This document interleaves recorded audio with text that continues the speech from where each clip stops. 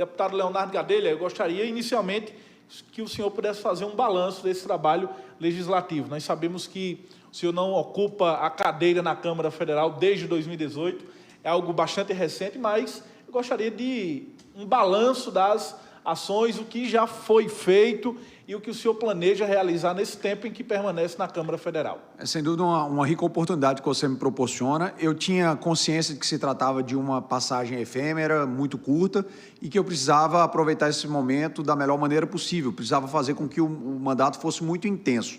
Nesse sentido, eu tive a oportunidade de apresentar mais de 30 proposituras legislativas. Isso faz com que eu tenha sido, no âmbito dos 15 parlamentares federais da Paraíba, aquele mais profícuo, pelo menos no que diz respeito a esse aspecto, a quantidade de propostas legislativas. Entre projetos de lei, projetos de resolução e propostas de emenda à Constituição, estamos falando de mais de 30 peças. Tive a oportunidade de me inserir em alguns debates importantes, relevantes para o país, como a reforma do sistema político-eleitoral e a reforma administrativa. Eu sou, inclusive, membro permanente da Comissão da Reforma Administrativa. Em outra frente, tive a oportunidade de trabalhar pela consignação de recursos para a nossa região. Já foram 5 milhões de reais consignados. Há uma expectativa de que eu consiga outro montante desse mesmo porte, mais 5 milhões de reais, até o fim dessa minha passagem. E, por fim, tive a oportunidade de também juntar os meus esforços aos de outros homens públicos para que a gente pudesse fazer frente aos desafios impostos pela pandemia. Apresentei algumas propostas que visavam a inclusão de determinados grupos no Programa Nacional de Imunização, lutei para que a gente pudesse tornar o colchão de proteção social um pouquinho mais espesso. O nosso partido teve um papel importante para que a gente pudesse prolongar o pagamento do auxílio emergencial e também trabalhei e discuti as possibilidades para que tanto os nossos profissionais quanto os nossos equipamentos fossem dotados de melhores condições. Acho que esse é um resumo bastante sucinto do que eu pude fazer. Eu espero ter tido a condição de honrar uma vez mais as boas tradições políticas da Paraíba. Quais foram os principais pontos durante todo esse mandato, temporário na Câmara Federal que o senhor pode destacar para a gente que vai marcar sua atuação como político, inclusive como representante do sertão da Paraíba? Olha, eu vou tentar pensar um aspecto de cada uma dessas três frentes, de cada uma dessas três vertentes. No que diz respeito à consignação de recursos, eu acho que há dois esforços muito importantes para o sertão da Paraíba. O primeiro é a conclusão da nossa agência do INSS, em que pese ela ter sido iniciada numa gestão posterior à minha, eu me sinto uma espécie de autor intelectual daquele projeto, fui eu que solicitei a confecção do projeto, fui eu que solicitei ao presidente que me sucedeu para que a ação pudesse sair do papel, e agora, quando faltam apenas 10% dos recursos necessários, eu volto ao mandato, tenho lutado por isso e a gente está muito próximo de conseguir a conclusão daquele equipamento. Uma outra frente muito importante é a da instalação do nosso hospital materno-infantil. A região polarizada por Souza não conta com um hospital que seja especializado no atendimento das gestantes, das puérperas e das crianças. Eu conversei com o ministro, que é um ministro paraibano, o ministro Marcelo Queiroga, se mostrou muito sensível, disse a mim que dedicaria o primeiro semestre ao enfrentamento à Covid, mas que no segundo semestre ia canalizar as energias para o atendimento de demandas como essa e colocaria a construção do Hospital Materno-Infantil da cidade de Souza como uma prioridade.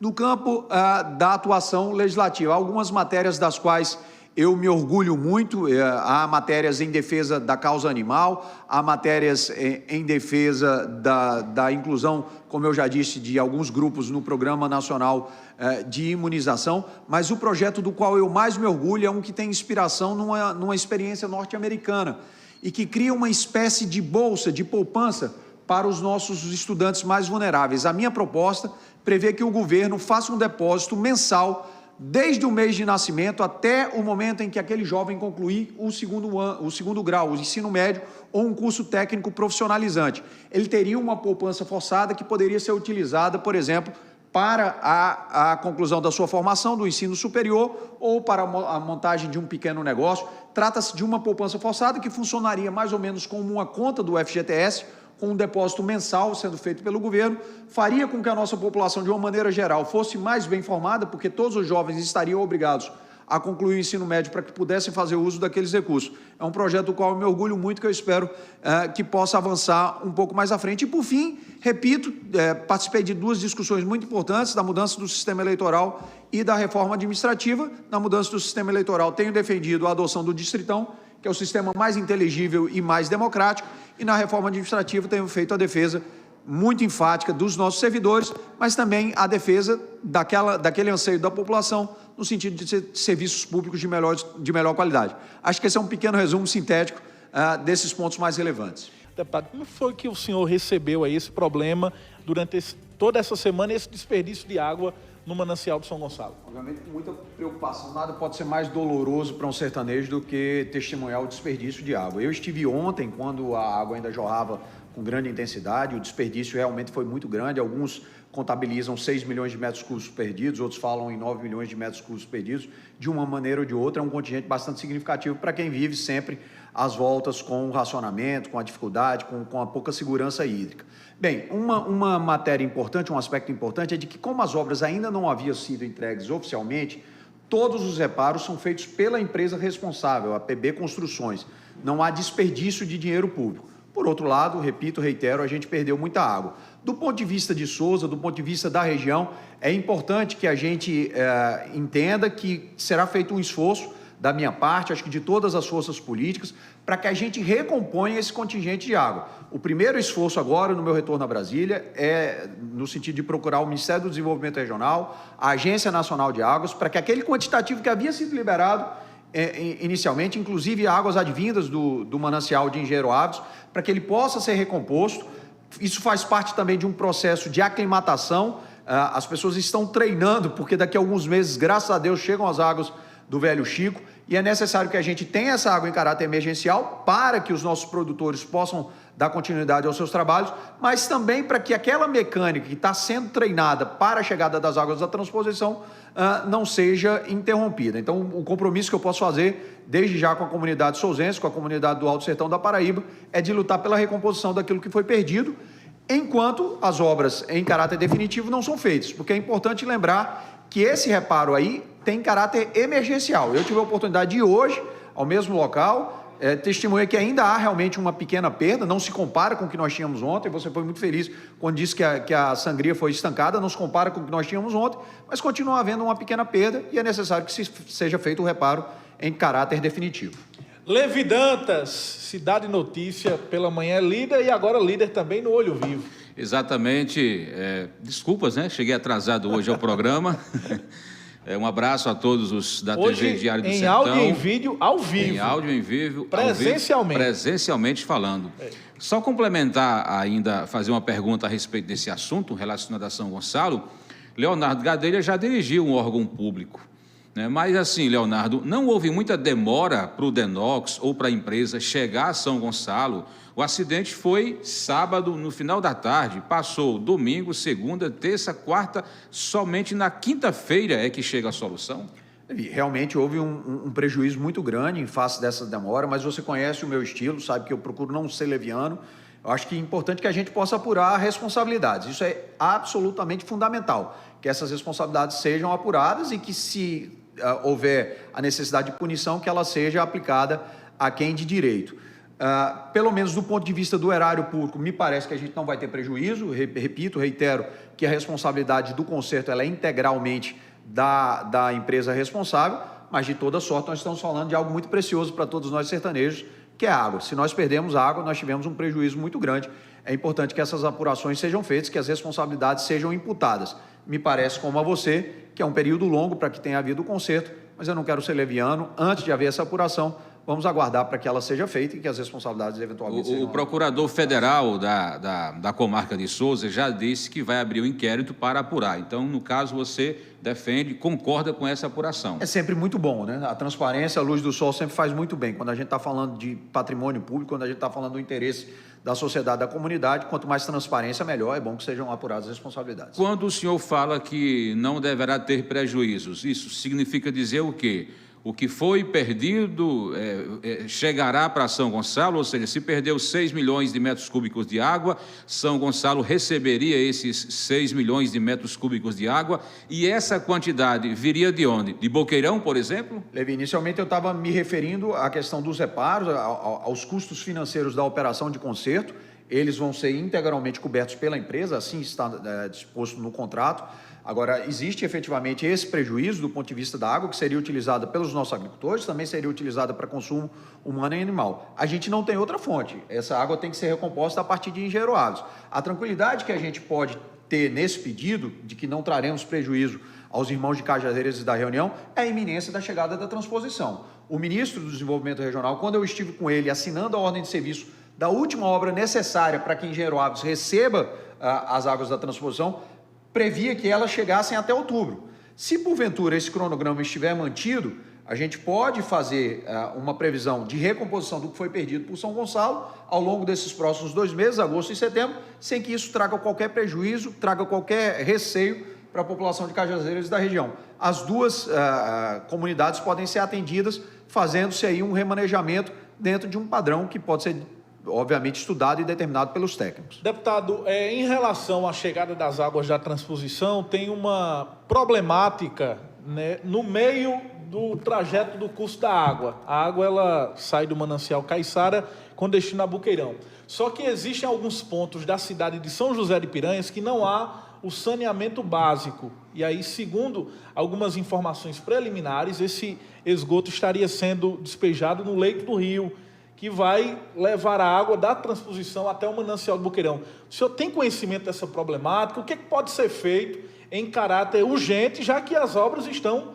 avançadas? Você até liga um sinal amarelo, um sinal de alerta. É necessário que eu possa fazer essa vistoria em loco, que eu possa levar essa problemática ao conhecimento do Ministério do Desenvolvimento Regional, do Congresso Nacional. O que eu posso lhe dizer é que quando o projeto foi confeccionado, ele previa, e não era pouco dinheiro, dos 9,5 bilhões de reais inicialmente alocados para o projeto de transposição, quase 20% previam obras de saneamento, justamente para que a gente não criasse um problema para solucionar outro.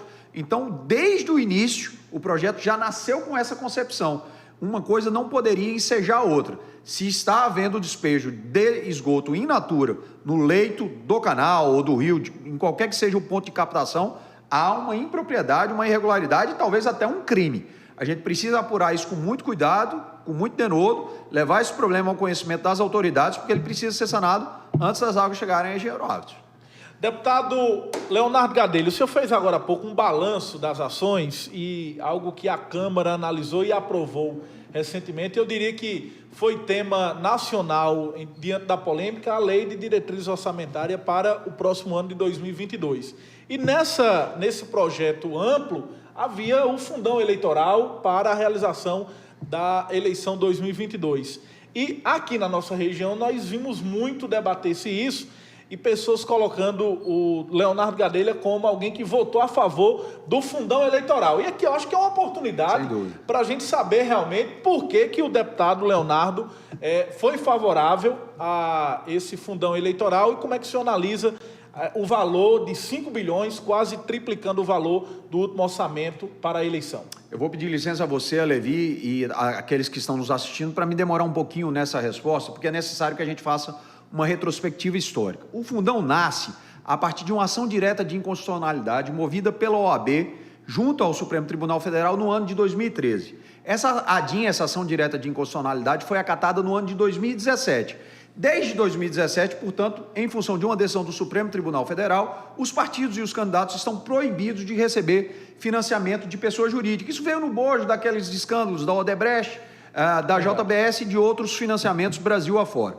Pois bem, desde 2018 nós contamos única e exclusivamente com o Fundo Eleitoral para financiamento de campanhas. Isso valeu para o pleito de 2018, valeu para o pleito de 2020. Ele nasceu no pleito de 2018 com um contingente de 2 bilhões de reais. Em 2020, esse contingente foi da ordem de 2,7 bilhões de reais, aplicou-se a correção monetária e aplicou-se o índice de inflação. E muitos dentro do Congresso Nacional consideram que o melhor a se fazer agora é justamente corrigir uma vez mais pela inflação. Muito provavelmente a gente vai chegar em um montante de cerca de 3,3 bilhões de reais. Agora, uma explicação sobre o que aconteceu. E é necessário que as pessoas prestem muita atenção para que a gente compreenda o que é o processo legislativo brasileiro. A Lei de Diretrizes Orçamentárias, diferentemente do que se apregoou, não é o orçamento. Nada do que é votado na Lei de Diretrizes Orçamentárias assegura um só centavo para a ação. A LDO, ela dá orientações para que o orçamento seja confeccionado no final do ano. É por isso que ela é muitas vezes votada em globo, como foi votada dessa vez. Ninguém votou o fundão em separado, como ninguém votou, por exemplo, os valores que foram abertos na janela para aquisição de vacinas, como ninguém votou, por exemplo, os valores que foram consignados para a recuperação dos salários dos agentes de saúde. Essa é uma emenda minha. Nenhum desses valores foi votado em separado.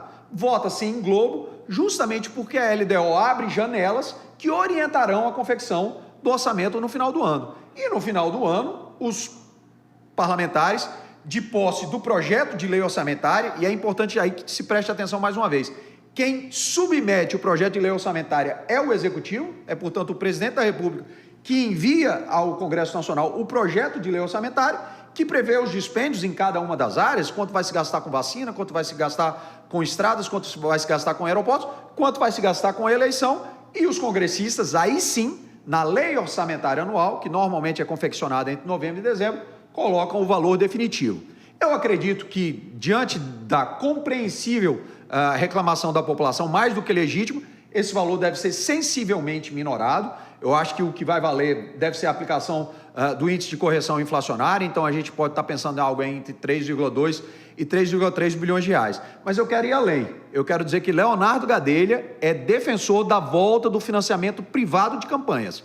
Ainda que nós tenhamos tido problemas no passado, eu acho que é muito mais fácil que a gente crie melhores mecanismos de correção, melhores mecanismos de fiscalização e que o dinheiro das campanhas continue saindo da iniciativa privada do que privar algumas iniciativas públicas que acabam sendo prejudicadas em função da necessidade de financiar a campanha. A gente também não pode ser utópico e a gente não pode ser demagógico. A campanha tem um custo. Você precisa pagar a gráfica que faz o adesivo, você paga o marqueteiro que faz o programa de televisão. Toda e qualquer campanha tem algum custo. Se você proíbe o financiamento privado, você tem que ir para o financiamento público. Eu tenho a convicção de que é melhor a gente voltar a ter financiamento privado e criar mecanismos mais claros e mais rigorosos de correção e de fiscalização. Ok, Leonardo Gadelha, mudando o foco do assunto mais administrativo, legislativo, para a questão política. Eleições 2022, né? Alguém possa pensar que vai demorar, mas logo, logo chega. Daqui a 1 ano e poucos meses, teremos eleições 2022. Como é que está o grupo Gadelha focalizado para as próximas eleições? Falo no âmbito da disputa pela Assembleia e também no âmbito pela disputa da Câmara Federal. É importante demais que Souza tenha representatividade titular nas duas esferas, estadual e federal, o que a gente não tem hoje, né, em razão do resultado das últimas eleições que aconteceu há 3 anos atrás. Leonardo Gadelha é candidato a deputado federal ou candidato do grupo de oposição em Souza será Dalton Gadelha? Pergunta isso porque fala na cidade, você mesmo tem frequentado mais a cidade de Souza assiduamente do que mesmo quando não tinha o mandato de deputado federal e quando da disputa para a prefeitura municipal. Até estão brincando. Leonardo, o seguinte, se não está vindo aqui para ser candidato, deve ser para ver a namorada, né? Uma coisa ou outra, ou as duas coisas. Ô, Souza boa! Demais. Então, Léo é candidato a estadual ou a federal? E como é que está a situação, já que a gente vê um ensaio de André Gadelha em até mesmo votar num candidato a federal que não seja da família? Eu sei que você fala isso em tom de brincadeira, mas antes que eu arrume uma confusão dentro de casa, minha namorada não é de Souza, então, antes que eu tenha uma confusão dentro de casa. Bem, voltando à questão política, de uma forma muito cristalina, eu tenho conversado isso, dialogado com os amigos souzenses, com os nossos aliados, com os nossos eleitores, eu tenho manifestado o meu desejo de dar uma pausa nas disputas eleitorais, tenho outros projetos na vida. Sou presidente do partido em nível estadual, posso me dedicar a uma parte da atividade política que me compraz muito, que é a da formulação, apresentar ideias, apresentar conceitos, apresentar projetos, ajudar no processo de discussão do futuro da Paraíba, apresentar realmente soluções para a maior parte dos nossos problemas, e posso fazer isso ainda que eu não dispute mandatos eletivos. Eu, particularmente, tenho defendido o nome do empresário, do médico empreendedor Dalton Gadelha, por várias razões. Em primeiro lugar, por ter vínculos muito estreitos com a região. Nascido em Souza, passou toda a sua infância na nossa terra, frequenta a cidade com muita periodicidade, tem a maior parte dos seus amigos lá, é também um homem muito bem realizado, provou na iniciativa privada toda a sua capacidade de articulação, hoje é gerador de mais de 3.000 empregos diretos e indiretos na Paraíba. e pode trazer para a seara pública um pouco dessa sua experiência, dessa sua visão aguçada, desenvolvida na iniciativa privada. Além de tudo, na condição de presidente do PSC, eu também tenho um compromisso partidário. Você sabe que todas as legendas, Levi, precisam ultrapassar a cláusula de barreira. O PSC precisa ter candidato a deputado federal no nosso estado e precisa ser um candidato competitivo, que faça um quantitativo de votos significativo. Dalton, além de tudo, é muito competitivo, tem muita chance de vitória. Então, quando a gente alia a percepção de que ele vai ao encontro dos anseios da sociedade souzense, da sociedade sertaneja, da sociedade paraibana como um todo, com a perspectiva de vitória, que é importante sob a ótica do dirigente partidário, eu não tenho a menor dúvida de que um nome muito qualificado é o de Dalton Gadelha. Eu tenho muita honra, muito orgulho de tudo que pude fazer, tenho muito carinho por tudo que sempre recebi da cidade de Souza e da Paraíba, mas acho que, do meu ponto de vista pessoal, nesse instante, o meu momento é para dar uma pausa e poder contribuir de outra maneira. E essa sua presença mais assídua em Souza é para pedir votos para Dalton? Esse é um aspecto importante que eu quero elucidar. Bem, por que eu posso me fazer mais presente quando estou ocupando a cadeira de deputado federal? Porque o meu ofício, eu sou pago, eu sou servidor público concursado. Eu preciso bater ponto todos os dias, das 8 da manhã às 5 da tarde. Quando eu assumo o mandato de deputado federal, ainda que em caráter interino, eu me licencio por força de lei do meu munus original. Eu deixo de ser servidor temporariamente, passo a ser deputado. E como deputado, eu sou senhor da minha agenda. Consigo fazer a minha própria agenda, tenho muito mais flexibilidade, tenho muito mais liberdade, eu consigo manejar melhor o tempo. Isso me permitiu estar mais presente, eu consegui fazer com que a cada 15 dias eu estivesse em Souza, dialogando, conversando, ouvindo, escutando a nossa população. É claro que isso me compraz, Souza é o umbigo do mundo para mim, mas na medida em que eu deixo de exercer o cargo de deputado federal, eu volto para a minha função pública, e voltando para a minha função pública, sendo servidor, eu tenho que bater o ponto todos os dias. E a questão estadual? André chegou a declarar essa semana em Souza, na imprensa, lá na Rádio Progresso FM, que pensou, né, ou que teria dito ao grupo que queria optar por uma candidatura única para prefeito, ou seja, deixar Tairone ser candidato sozinho. Essa conversa foi com você ou com outro integrante da oposição nas eleições passadas? Ele não chegou a verbalizar isso para mim, imagino que tenha dialogado com outros companheiros, mas eu acho que essa ideia, se ela tivesse sido apresentada, ela não prosperou por uma razão muito clara. Além da necessidade da gente colocar as ideias, eu falava agora que a parte que mais me compraz na atividade política é a da formulação, é da apresentação de projetos e de propostas. Além disso, a gente tinha um compromisso para com as nossas chapas proporcionais. Os nossos vereadores precisavam disputar, precisavam de um palanque, precisavam de um espaço para mostrar o seu trabalho, para também colocar o seu bloco na rua. Então, em que pese eu compreender as razões que talvez levaram o André a esse tipo de reflexão, eu acho que não teria sido a melhor solução em função disso. Tanto a necessidade da gente marcar a nossa postura, da gente marcar a nossa posição, dizer o que a gente acha que é bom para a cidade de Souza e para a região, também para dar vez e voz aos nossos candidatos a vereador. Como é que Leonardo tem visto essa movimentação de André Gadelha? Ao tempo que a própria família, ela indica o nome de Dalton, se comenta também o seu próprio nome, mas André tem optado até e dito abertamente que tem dialogado com um candidato de fora, um candidato que não é da cidade de Souza, ignorando até mesmo o nome da família. Olha, eu costumo utilizar uma metáfora, que há 1 ano e meio do processo eleitoral, a gente começa a enxergar a onda se formando lá longe no horizonte. E a única coisa que a gente vê num primeiro instante é a espuma, é a crista da onda. Essa espuma ela vai se dissipar na medida em que a gente se aproxima do processo eleitoral, na medida, portanto, que a onda se aproxima da praia. Nesse instante há muito disse-me-disse, muita conversa, muito diálogo. Acho que isso é absolutamente normal, legítimo, natural. As pessoas dialogam, conversam. Somos procurados por outros atores políticos. Ele deve ter sido procurado por vários atores políticos. Trata-se de uma pessoa com muita representatividade, mas a gente não deve maximizar isso, nem transformar isso num problema e muito menos num cabo de guerra. A minha relação com o André é a melhor possível, temos uma relação que transcende a relação política, somos primos, temos uma relação de amizade e a gente tem lutado para que isso permaneça assim. Claro que a gente entende as premissas de cada um no cenário político, no xadrez político, mas eu repito, eu reitero, está muito cedo para que a gente leve qualquer coisa em consideração em caráter definitivo. A onda ainda está muito longe, a única coisa que a gente vê é a sua crista, é a espuma que ainda está se formando. Tá certo. Leonardo Gadelha, qual a sua avaliação hoje sobre a gestão do prefeito Fábio Tairone? Você foi adversário político dele nas eleições do ano passado e não conseguiu, obviamente, derrotá-lo nas urnas, mas que reflexão você faria, né? Já fazendo um histórico também, um resumo rápido, em relação ao primeiro e segundo mandato, houve algum tipo de avanço na cidade de Souza, nesses 3 mandatos de Tairone?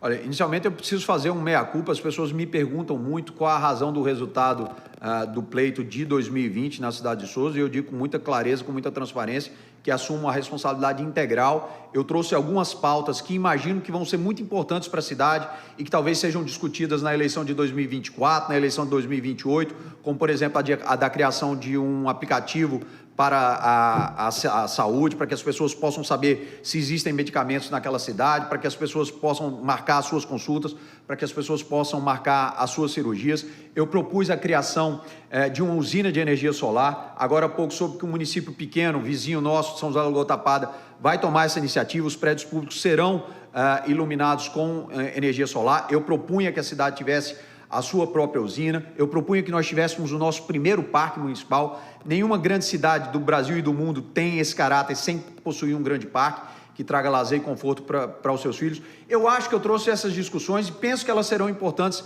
em algum momento do futuro da cidade, mas muito provavelmente não era o debate que a cidade queria fazer naquele instante. Então eu assumo toda a responsabilidade pelo resultado.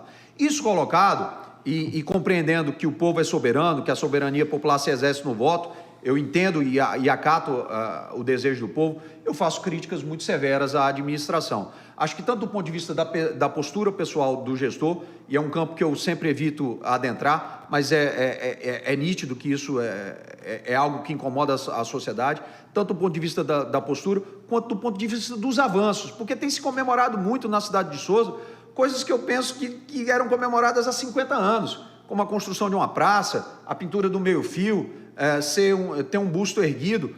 São conquistas que faziam parte da nossa realidade há 3, 4, 5 décadas.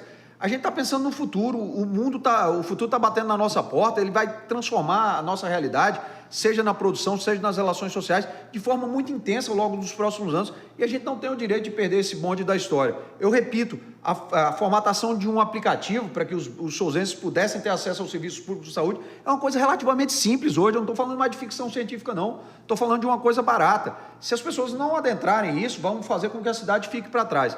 Então, eu acho que Leonardo estaria aberto a um diálogo, até colocar suas propostas, o que o senhor apresentou na campanha ao prefeito atual, já que ele venceu a eleição. O senhor estaria à disposição de dizer a ele como ele executar esse tipo de proposta que o senhor apresentou? Para que eu não tenha um discurso dúbio, eu estarei sempre à disposição da cidade de Souza. Portanto, as minhas propostas, elas são propostas que pertencem hoje a todos os 72 mil filhos da nossa terra. Se Tairone quiser utilizar, pode utilizar. À vontade, por favor, elas pertencem à cidade, já não mais pertencem. Aliás, o que me traria mais prazer seria vê-las fecundando, seria vê-las germinando. Eu torço para que elas possam ser aproveitadas. Então, eu estou a serviço da sociedade, estou à disposição sempre que for chamado para o diálogo pela cidade e pela instituição, porque quem está à frente do município representa o município. Eu estarei à disposição da municipalidade, estarei à disposição da prefeitura para tratar sobre qualquer projeto de interesse da nossa cidade, o que não quer dizer uma aproximação pessoal com o prefeito, que esse discurso não fique dúbio. Leonardo, você fala nessa germinação, nessa aproximação, nessa simpatia às suas ideias, seus projetos. Só que existem algumas situações presentes na cidade de Souza com relação a algumas obras e serviços idealizados e implantados por você, enquanto esteve deputado federal, e também pelo seu pai, quando foi deputado federal.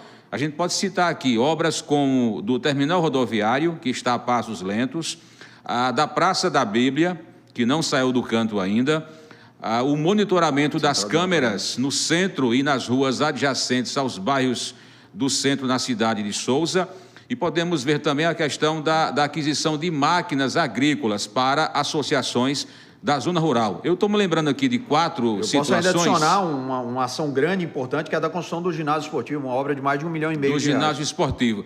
Todas essas obras estão ou muito lentas, totalmente defasadas, ou não foram iniciadas, embora tenham recursos em conta da Prefeitura Municipal de Souza, e recursos esses oriundos de emenda parlamentar ou sua ou do ex-deputado Marcondes Gadelha. O senhor vê um ranço por parte do prefeito em saber que foram iniciativas de vocês dois? eu tenho muita dificuldade de compreensão. Eu confesso que isso me causa muito desconforto, porque a partir do momento que o recurso foi consignado, e ele já foi consignado sob a égide da legislação que transformou as emendas em impositivas, elas passam a ser um cheque ao portador, pertence à comunidade souzense, não há razão para que elas não sejam executadas.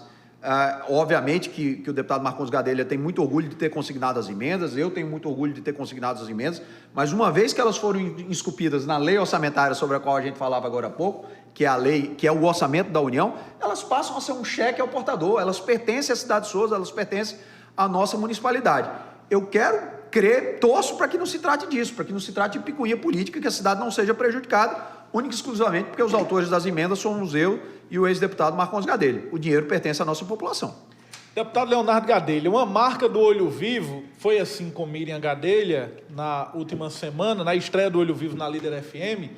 São 5 envelopes aqui, a produção me entrega 5 envelopes e em cada envelope desse tem uma foto de alguma personalidade que marca a trajetória política, principalmente da região de Souza. E aí o senhor vai escolher, são 5 envelopes aqui, o senhor vai exibir a foto e fazer um comentário acerca da pessoa que se refere a essa fotografia. É um comentário positivo e um outro negativo. Um Isso. ponto positivo que o senhor acha nessa pessoa e um ponto negativo dela. Vamos lá, sempre um desafio. Leonardo Gadelha, na marca da exclusividade do programa Olho Vivo. Esse é um Mostra para a câmera. Dr. Zé Célio de Figueiredo, tanto como médico quanto como homem público, uma pessoa de conduta absolutamente ilibada, um exemplo para todas as gerações, marcou o seu nome como profissional da medicina, marcou o seu nome como vice-prefeito do nosso município, como diretor do Hospital Regional, recentemente foi candidato a deputado estadual, teve uma votação estrondosa no nosso município, infelizmente não logrou êxito porque lhe faltaram votos em outras regiões, mas na cidade de Souza foi muito bem referenciado.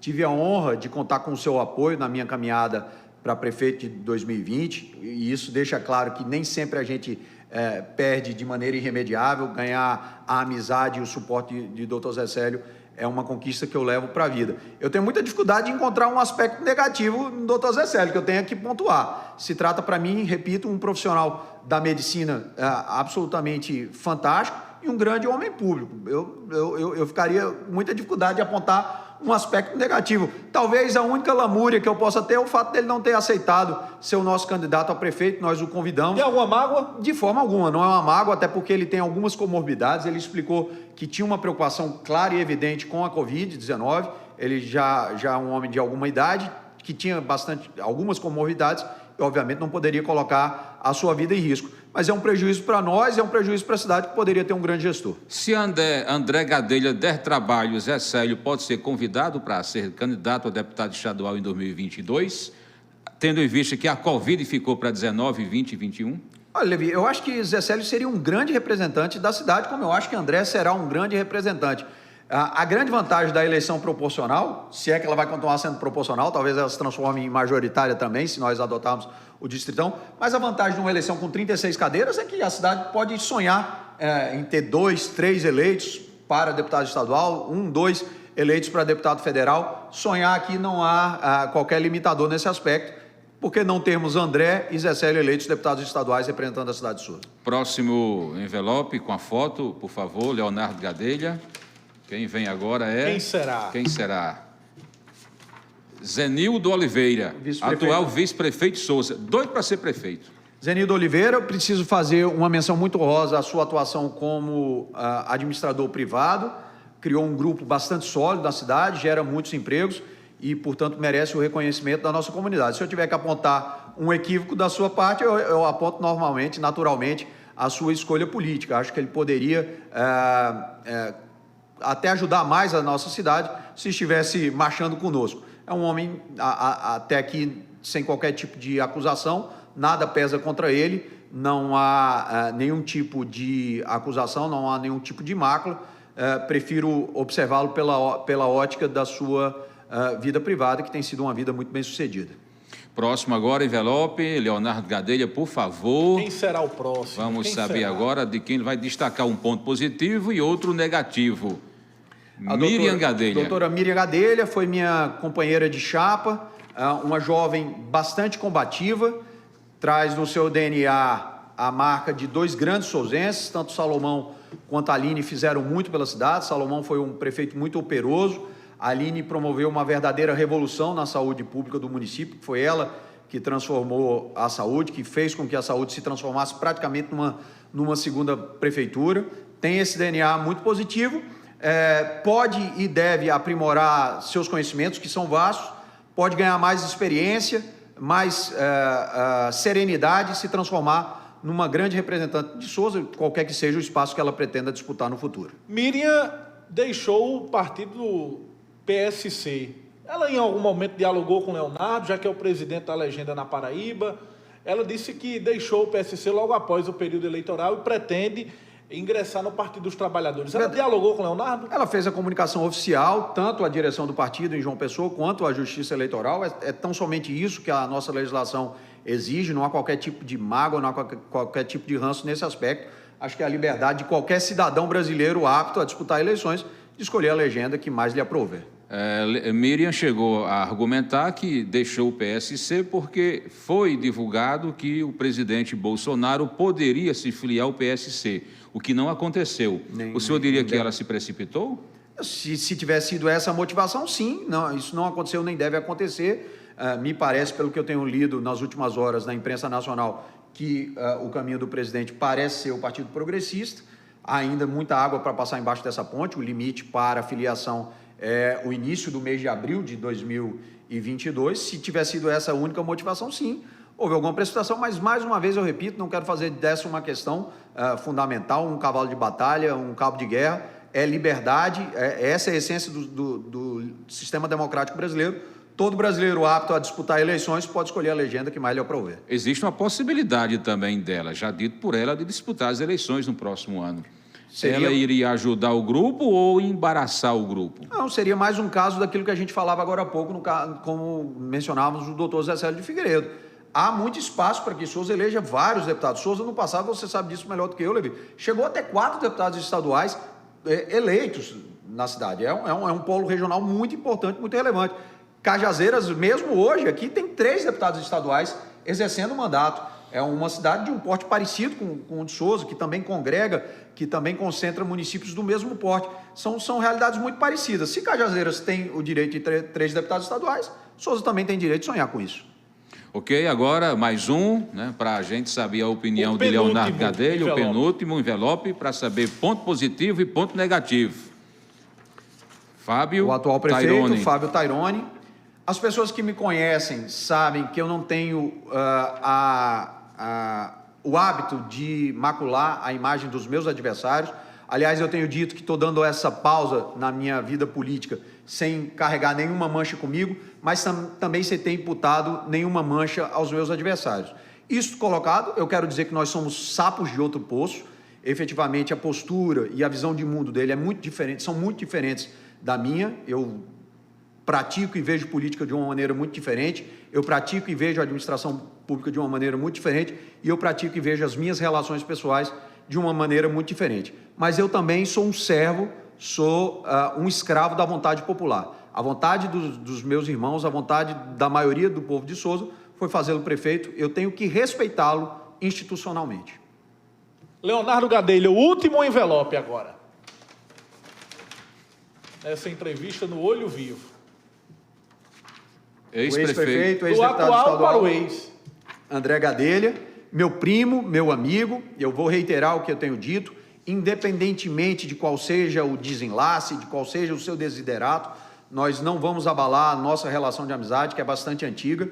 Vou trabalhar muito fortemente para que estejamos todos em sintonia, na mesma missão, com o mesmo propósito, de construir uma alternativa para a cidade de Souza e para a Paraíba, de construirmos juntos as respostas para o Alto Sertão e para o nosso Estado. Repito que gosto muito dele, nossa relação transcende a relação política, mas se porventura, se não houver a possibilidade da gente marchar junto, não tem a menor dúvida de que os nossos laços de consanguinidade, mas também os laços de relação pessoal serão mantidos. Tem ponto negativo dele, não? Olha, tem ponto negativo, como eu tenho ponto negativo, como todos têm ponto negativo. Não acho que Quando haja... eu perguntei a Miriam, e ela tirou o envelope também, a foto de André, ela disse e classificou André como indeciso. Você acha que ela acertou afirmando isso de André? Eu acho que em determinado momento, todos nós que militamos politicamente temos nossas dúvidas. Eu acho que é impossível que alguém tenha certezas todo o tempo. André tem as suas dúvidas, eu tenho as minhas dúvidas. É possível que o ex-presidente Lula tenha as suas dúvidas, é possível que o atual presidente Bolsonaro tenha as suas dúvidas. Acho que todo mundo que milita politicamente, em algum momento, se ele reflete sobre os problemas e sobre os desafios, ele tem as suas indecisões. Isso não é necessariamente algo ruim. Claro que isso não pode ser a marca da atuação de um agente político. Eu não acho que seja a marca da atuação de André, mas em alguns momentos ter dúvida é absolutamente normal, como é na nossa vida particular também.